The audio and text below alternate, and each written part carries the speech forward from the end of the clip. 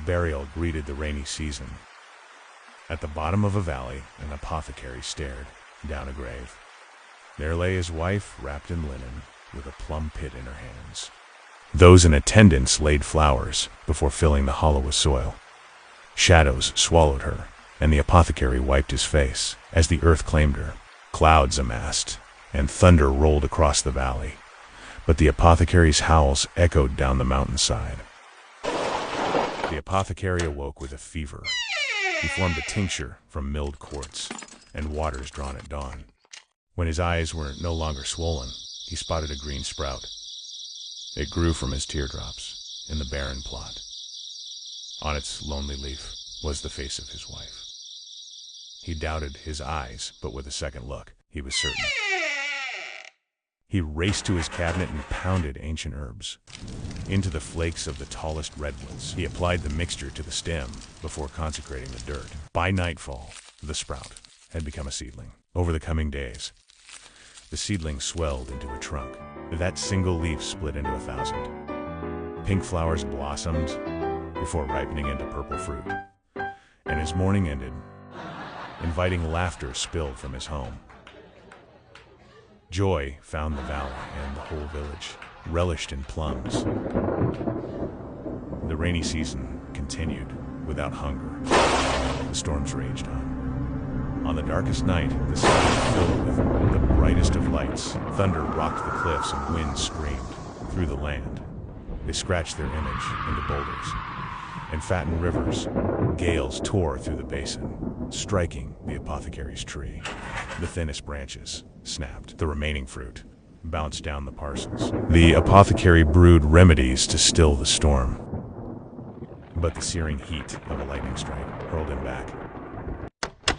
When the storm ended, he stepped out to his bruised tree. Its splintered bark littered the mud, yet the askew tree clung to life. The apothecary produced another elixir, this time with moss from the deepest cave and a fern trapped in stone. He rubbed it along the cracked wood. Horror gripped his throat upon discovering sun-scorched bark. In a panic, he retrieved a roll of linen and shrouded the limbs to spare them from the sun. His mind spiraled at the dangers his tree faced. With storms so potent, he resorted to drastic measures. He drove nails through metal plates to protect the fibrous flesh. The tree bled sap, and he wiped it clean. His shoulders dropped in relief. But then an ant crawled by his foot. Beneath the soil, even the tiniest creatures posed a threat. He drove a shovel into the turf. The roots fought against him. But after a day, they were exposed. He drenched them in crushed shale from a mountain's heart. At last he deemed the tree safe. As he sat beside it, a zephyr entered the valley. The wind flowed through the hills, dancing against the field flowers. It blew so meekly it could hardly carry a grain of pollen. The breeze landed on his tree with the weight of sunlight. Then, like the thunder, the tree split. The roots heaved away from the sparse soil. The branches smashed into shards. The apothecary screamed, but he could do nothing to stop the metal sheeting from slicing through the tree's trunk. The great collapse boomed through the valley.